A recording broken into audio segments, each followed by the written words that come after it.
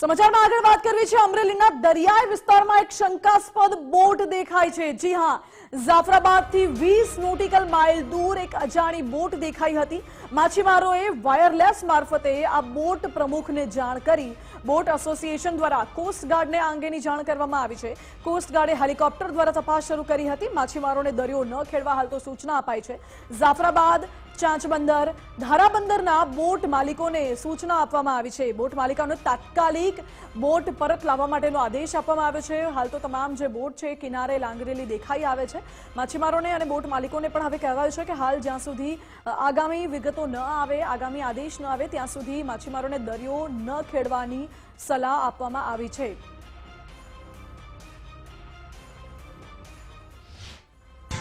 આજે સવારે 10:30 વાગે દરિયામાંથી મને એક ફિશિંગ બોટમાંથી વાયરલેસ દ્વારા મેસેજ મળ્યા કે ભાઈ અહીંયા આજુબાજુમાં એક બોટ, અજાણી બોટ જે જૂની છે, માણસો 2 થી 3 જ દેખાય છે, કોઈ એની અંદર ઝાડ કે કોઈ વસ્તુ નથી, તો આ કોઈ ઇલીગલ પ્રવૃત્તિ કરવા માટે નીકળેલી બોટ હોય એવું લાગે છે।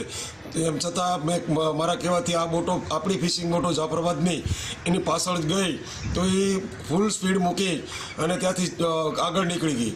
એટલે તાત્કાલિક મેં પછી કોસ્ટગાર્ડને, મરીન પોલીસ સ્ટેશનને જાણ કરી કે ભાઈ આવી એક બોટ, અજાણી બોટ છે અને બહુ જૂની પુરાણી બોટ છે, એટલે આમાં કંઈક શંકા હોય એવું લાગે છે, તો તમે તાત્કાલિક કોસ્ટગાર્ડ મોકલી અને એને પકડો। એટલે કોસ્ટગાર્ડનું જહાજ, કોસ્ટગાર્ડનું હેલિકોપ્ટર અત્યારે ત્યાં પહોંચી ગયું છે અને એને પકડવાની કોશિશ કરે છે, પરંતુ હજી પણ એ ભાગવા માટે કોશિશ કરે છે બોટ, એટલે કાંઈક પણ એમાં શંકા હોય એવું લાગી રહ્યું છે। સરકારશ્રીને મારી નમ્ર વિનંતી છે કે આ અત્યારે જે બોટોને પરત બોલાવવા માટે ટોકન બંધ કરવામાં આવ્યા છે, જો દરિયાની અંદર ફિશિંગ બોટો હોય તો આવી કોઈ પ્રવૃત્તિ થાય, આવી કોઈ બોટો દેખાય તો એની જાણ થાય। બોટો બંદરની અંદર હોય તો આવી પ્રવૃત્તિનો કોઈ ખ્યાલ ના આવે, એટલે સરકારશ્રીને વિનંતી છે કે બોટો, ફિશિંગ બોટોના ટોકન ચાલુ કરે, અમારે આવી નમ્ર વિનંતી છે।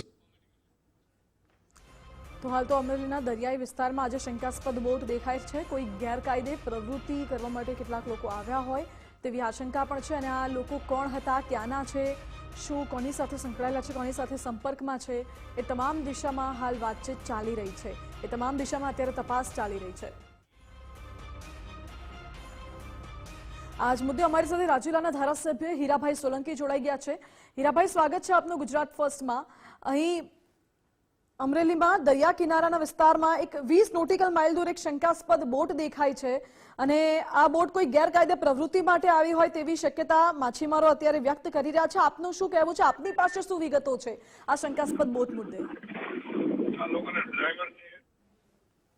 ફોન દ્વારા જીતેશભાઈ સોલંકી બોટ માલિકનો એક ફોન આવ્યો જાફરાબાદથી, અને એમના જે મચ્છીમારો, જે માછીભાઈઓ હોય, એ બધા માછીમારી કરતા હતા 22 નોટિકલ માઇલ દરિયાના અંદર, અને એમાં સમાચાર આવ્યા કે ભાઈ આ એક અજાણી બોટ આમાં દેખાય છે, જેમાં માણસો બતાતા નથી, એમ કદાચ સંતાઈ ગયા હોય કે ખ્યાલ નહીં, પણ એવી બોટ દેખાવાના કારણે તાત્કાલિક જ એમના માલિકને ફોન પર સંપર્ક કર્યો।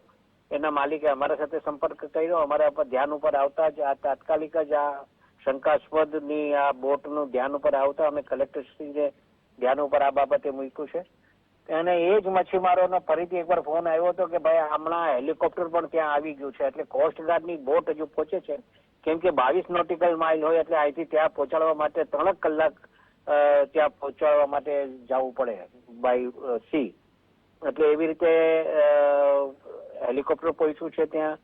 અને આ બોટ જૂની એવી બોટ છે, જે ફિશરમેનો વાત કરતા હતા કે આ બોટ બહુ જૂની દેખાય છે, નંબર ફ્લેગ કે કઈ એવું દેખાતું નથી એવું કહેવામાં આવ્યું છે। જે મારા ધ્યાન ઉપર આવ્યું, મારા ધ્યાન ઉપર મૂકવામાં આવ્યું, એ તાત્કાલિક જ કલેક્ટરશ્રીને બધાને ધ્યાન ઉપર મૂક્યું છે। એટલે હીરાભાઈ, કોસ્ટગાર્ડ દ્વારા અને હેલિકોપ્ટર દ્વારા પણ તપાસ કરવામાં આવી રહી છે। શું આ બોટ ઇન્ડિયન બોટ હતી કે પછી કોઈ અન્ય, અને બોટમાં સવાર લોકો કોણ હતા એની કોઈ માહિતી નથી? કોઈ ફ્લેગ બી કઈ બતાતો નથી, એટલે જ શંકાસ્પદ છે, કેમ કે અમારી કોઈ બોટ હોય તો એમના પર નામ લખેલું હોય, નંબર લખેલા હોય, ફ્લેગ લાગેલો હોય, પણ આવું કઈ આમાં નથી બતાતું, એટલે જ આ ફિશરમેનોને પણ થોડીક શંકાસ્પદ આ બાબતે લાગ્યું છે, એટલે જે અમારા ધ્યાન ઉપર મૂક્યું એ જ અમે ત્યાં તાત્કાલિક જ અધિકારીઓને અમને ધ્યાન પર મૂક્યું છે। ઓકે હીરાભાઈ, આ હવે આ દિશામાં કયા પ્રકારની કાર્યવાહી કરવામાં આવશે? શું એ બોટને જપ્ત કરવામાં આવશે કે બોટને પકડી પકડી અને ત્યાં બોટને પછી પૂછપરછ નહીં કરવા ત્યાં સુધી મને ધ્યાન ઉપર કોઈ વસ્તુ નહીં આવે ત્યાં સુધી હું કઈ રીતે કહી શકું મેડમ? ઓકે હીરાભાઈ, આભાર આપનો અમારી સાથે જોડાવા માટે. મારી સાથે વધુ જાણકારી સાથે જોડાઈ ગયા છે અમારા સંવાદદાતા ફારૂક કાદરી. ફારૂક, અહીં એક શંકાસ્પદ બોટ દેખાઈ હતી અને હાલ તપાસ ચાલી રહી છે. શું વધુ અપડેટ્સ આપને મળી રહી છે? માનસી જણાવ્યું કે અમરેલી જિલ્લાના જાફરાબાદના દરિયાકાંઠે 20 નોટિકલ માઇલ દૂર એક અજાણી બોટ જોવા મળી હતી. જે બોટ દ્વારા અજાણી બોટ હોવાને કારણે માછીમારોને જાણ કરાઈ હતી. વાયરલેસ દ્વારા જાણ કરતા પ્રમુખ છે કનૈયાલાલ સોલંકી, તેને તાત્કાલિક પોસ્ટ વિભાગને જાણ કરી હતી, ફિશરી વિભાગને જાણ કરી હતી, ધારાસભ્યને પણ જાણ કરી હતી. આના અનુસંધાને તાત્કાલિક પોસ્ટ વિભાગ દ્વારા ત્યાં હેલિકોપ્ટર મારફતે ત્યાં પહોંચવાના પ્રયત્નો કરે છે, પરંતુ અજાણી બોટ હોય તે ભાગી રહી છે તેવી પણ માહિતી મળી રહી છે.